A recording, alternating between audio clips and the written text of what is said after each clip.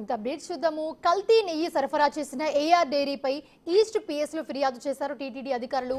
నిబంధనలకు విరుద్ధంగా 4 ట్యాంకర్లతో కల్తీ నెయ్యి సరఫరా చేశారని, ఏఆర్ డైరీపై చర్యలు తీసుకోవాలని టీటీడీ ప్రొక్యూర్మెంట్ జీఎం మురళీకృష్ణ ఫిర్యాదులో పేర్కొన్నారు.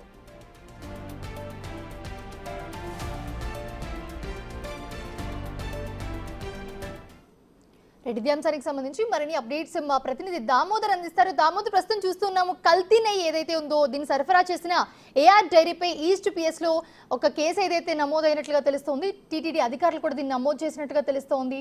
మీ దగ్గర ఉన్న అప్డేట్స్ ఏంటి?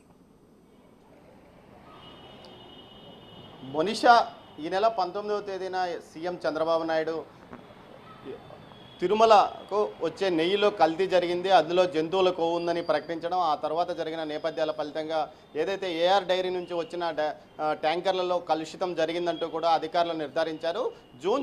జూలై నెలలో 10 ట్యాంకర్ల నెయ్యిని ఏదైతే ఏఆర్ డైరీ తమిళనాడులోని దిండిగల్కు సంబంధించిన ఏఆర్ డైరీ సరఫరా చేసింది. ఇది మార్చిలో టెండర్ ఓకే చేసినారు.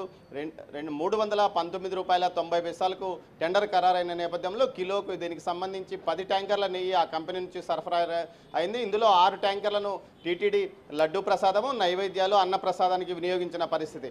ఈ పరిస్థితుల్లో వీటి మీద మొదట్లో ఏదైతే కూటమి ప్రభుత్వం అధికారంలోకి వచ్చి కొత్తగా ఈవోగా బాధ్యతలు చేపట్టిన ఈ శ్యామలరావు ఈ విషయం గురించి టెండర్లలో ఏదైతే నెయ్యి సరఫరా చేస్తున్న కంపెనీలను హెచ్చరించాడు. ఈ సందర్భంగా అన్ని కంపెనీలు దిద్దుబాటు చర్యలు ప్రారంభించినప్పటికీ ఏదైతే ఏఆర్ కంపెనీ మాత్రం తన స్థితిని మార్చుకోకుండా గతంలో ఏ విధంగా సరఫరా చేసిందో అలాంటి నెయ్యినే సరఫరా చేసినట్టు సమాచారం. దీంతో 4 ట్యాంకర్లలోనే శాంపుల్స్ను పరిశీలించారు జూన్ నెలలో.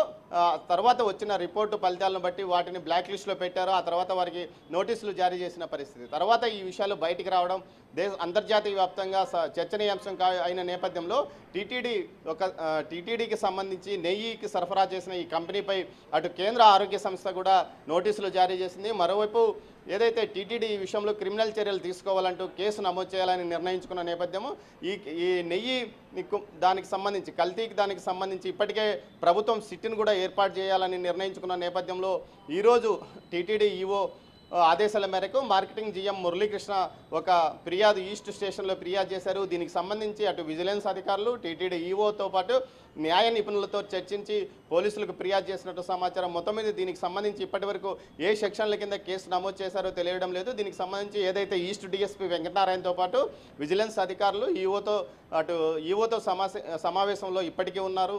మొత్తం మీద అయితే కంప్లైంట్ చేయడానికి అన్ని రకాల చర్యలు తీసుకున్నారు. కంప్లైంట్ చేసినట్టు కూడా తెలుస్తుంది. దీనికి సంబంధించి ఎలాంటి సెక్షన్ల మీద కేసు నమోదు చేస్తారో అన్న విషయం కల్తీను, అదేవిధంగా ఏదైతే కల్తీలు చేయడంతో పాటు ఏదైతే నమ్మకాలను దెబ్బతీసే విధంగా, విశ్వాసాలను దెబ్బతీసే విధంగా వ్యవహరించే సెక్షన్లను ఈ కేసులో పెట్టే అవకాశం ఉందని కూడా అంటున్నారు. మొత్తం మీద దీనికి సంబంధించి సిట్టు ఈరోజు సాయంత్రానికి ప్రభుత్వం ప్రకటించనున్నది. సర్వశ్రేష్ఠ త్రిపాఠి ఇన్ఛార్జ్గా ఏదైతే ఈ సిట్లో ఇప్పటి వరకు ముగ్గురు అధికారుల పేర్లు బయటకు వచ్చాయి. విశాఖపట్నం డిఐజీగా పనిచేస్తున్న ఇటు జెట్టీతో పాటు అదేవిధంగా కడప ఎస్పీ హర్షవర్ధన్ రాజును ఇందులో నియమించారు. మిగతా అధికారులు డిఎస్పీలు, సిఐలు స్థానికంగా ఉండేవారిని నియమించే అవకాశం ఉంది.